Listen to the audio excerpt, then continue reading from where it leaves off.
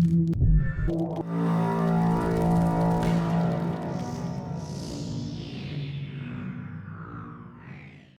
everybody, what's going on, and welcome to Guns N' Roses Central, and today we're back with another episode of Guns N' Roses Fun Facts, and we're talking about the song Dust and Bones. This is the second song off Use Your Illusion 1, and it's a bit of a different song than what probably most Guns N' Roses fans were used to on Appetite for Destruction. This song features Izzy Stradlin on lead vocals instead of frontman Axl Rose. In fact, Dust and Bones doesn't even feature a writing credit for frontman Axl Rose. In fact, the song was written by Izzy Stradlin, Duff McKagan, and Slash, and of course it features Matt on the drums, Duff on bass. The lead and rhythm guitars as well as voice box are done by Slash, with Izzy doing the rhythm guitar and vocals, with the piano and organ being played by Dizzy Reed and the background vocals being sung by Axl, Slash, and Duff. Now, one thing that surprised a lot of fans was that not only was it of course included on Use Your Illusion 1, but when Guns N' Roses released their live album called Live Era in 1999, the song was mysteriously included on the track list as well. Now, for a song that really wasn't played live, especially considering a couple important songs that Guns N' Roses played a lot on the Use Your Illusion tour were strangely left off the release, including Civil War and Live and Let Die. The song was also included on a tribute album to Guns N' Roses called Strings of Fire, Acoustic Tribute to Guns N' Roses. Now, a couple of these songs are available on YouTube to listen to, but I wasn't able to find the Dust and Bones cover.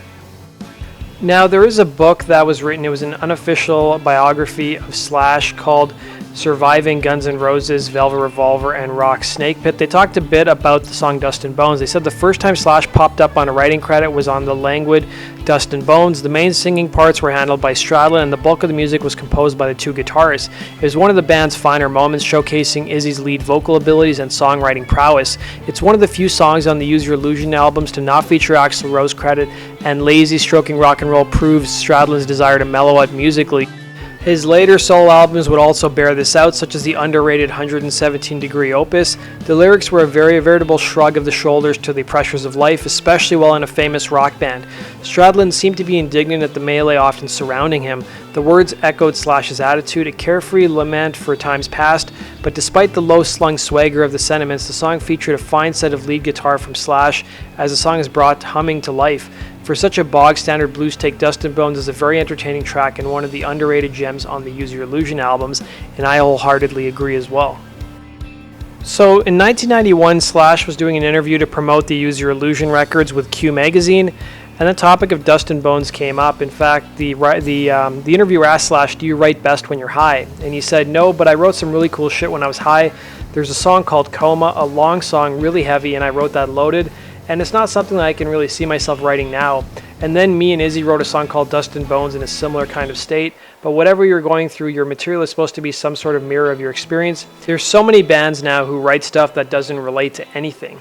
Now, Axl has talked about the song in the past. He did an interview with Kerrang magazine on April of 1990.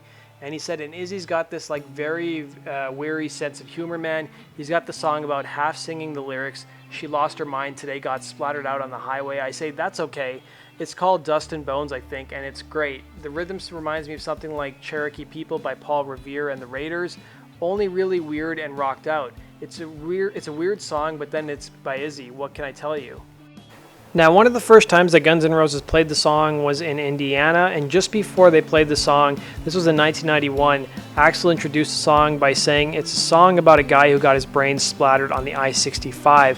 Now, the I-65 is a highway that runs through both Izzy and Axl's hometown of Lafayette, Indiana. Now, if you guys listen to the lyrics of the song at the beginning, there's actually a reference to the I-65 in the lyrics. And then at a separate performance that Guns N' Roses did in Toronto, Canada in the summer of 1991, Axl introduced the song Dust and Bones by saying it's a song that the band wrote at a rehearsal that Axl himself never attended. So, Guns N' Roses would only play Dust and Bones live once after Izzy Stradlin left the band. So Izzy left the band in November of 1991. They would play Dust and Bones live for the very last time in January of 1992. At the Pyramid in Tennessee. So Guns were playing a show in Memphis, And Duff, it sounds like, was the one who's actually singing lead vocals on this song. Now, sadly, because of all the BS with copyright stuff and bootlegs, this clip isn't available on YouTube anymore, but at one point it was available. So Duff McKagan's band Loaded has played Dust and Bones a handful of times. There's a couple clips of it up on YouTube for you guys to go check out. And the only other live performance of Dust and Bones that's kind of noteworthy is that Guns N' Roses were playing Denver, Colorado back in 1991 before the Illusions records came out. And just like midway, pretty much through the beginning of the song, Axl stops the song, gets pissed off at somebody at the crowd who's basically giving him the middle finger before continuing on with the song. So I've linked to that clip below. Now, the song was played for the first time at the Warfield Theater in the US on May 9th, 1991. It's been played at least 39 times in 1991, and it was played once in 1992. And a total in Guns N' Roses history has been played a total of 41 times. So unfortunately, one tape that's not available on YouTube anymore is the Mates rehearsal tapes. So these are from 1989. They just featured the band jamming minus Axl, and they included a lot of songs that would make it on the User Illusion records. Now, the one that was on YouTube only consisted of about 4 songs. Some of them off the top of my head include Locomotive, Garden of Eden. I think there was Dust and Bones was one of them, and I can't remember the other one that was on there as well. But there was also another part of the Mates rehearsal that a lot of fans had never heard. Now, I've heard that, I heard it myself. There was a recording of Coma they did with Steven Adler. There was one of Bad Apples that was done as well. Now, one thing you guys may have not heard about was that there was actually a book. It was an unauthorized autobiography about Izzy Stradlin that was written by the author Jake Brown. And it was called Dust and Bones, The Untold Story of Izzy Stradlin. And it's really hard to find like a legit copy of the book and even find like the cover of the book. I've been having trouble finding it. The book dates back all the way to 2005, and there were some legal issues that stopped it from coming out originally. But according to an article that was posted in December of 2004 that sort of gave us insight into the book, it says, according to Black Market Publishing, Dust and Bones, The Untold Story of Izzy Stradlin is now available for pre-order for $21 US. And they said the book's official release date was February 17, 2005, but customers who pre-order the book now will be eligible for a special of 2 books for $30, a $12 savings. So people were able to pre-order at that point in time. However, the dates actually came up, and it was around March of 2005 that we basically got an update on the book. So according to Black Market Publishing, Dust and Bones, The Untold Story of Izzy Stradlin has finally cleared the legal entanglements concerning the cover's photo clearance and is formally at press. So the book's supposed to be mailed out to everyone who ordered them in approximately 10 days. So the book was delayed by about a month, but there was actually a comment by a guy we interviewed. So if you guys remember, we've interviewed Izzy Stradlin's former bassist in the Juju Hounds, Jimi Ashurst, and he was interviewed for the book, and he really didn't have good things to say about it. In fact, according to Jimi Ashurst, he slammed the recently published unofficial autobiography and called it another example of schlock journalism. So writing to beingafix.com board, Ashurst, who was interviewed for the book, stated, "I was surprised to see all the negative comments about the book by Jake Brown, blah, blah, blah. Believe me, had I known how it was to come out in the end, I would have never granted this interview. There's no way to determine what this guy was going to do at the time. I tried as best to be careful, and the guy promised me that it would be a quality product that would not be any kind of tabloid gossip of type of publication.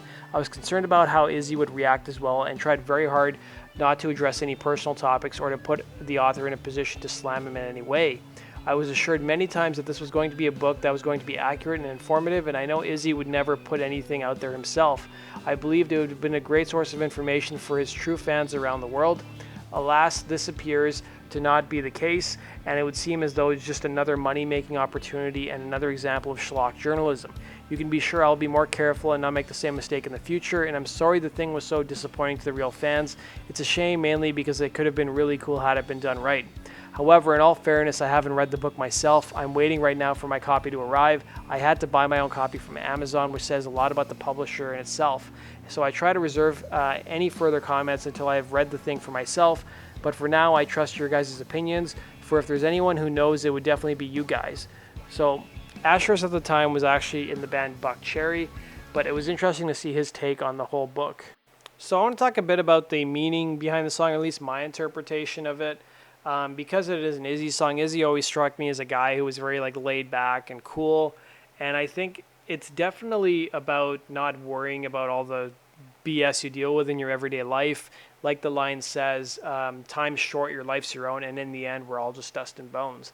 So I think it's just more about, not stressing out over stuff, just enjoying life because life is short. And that's basically my synopsis of what I think the song is about. And I think it's just in the end about having a good time in life. And finally, let's talk about where the song ranks on the best to worst Guns N' Roses song list. So Spin.com ranked all of Guns N' Roses songs. There's about 80 or so. They include the Chinese Democracy songs. They ranked it as the 25th best Guns N' Roses song. So this list was put out around the time of the Not in This Lifetime tour, and they said one big reason to not totally buy into the reunited Guns N' Roses is the likely absence of Izzy Stradlin.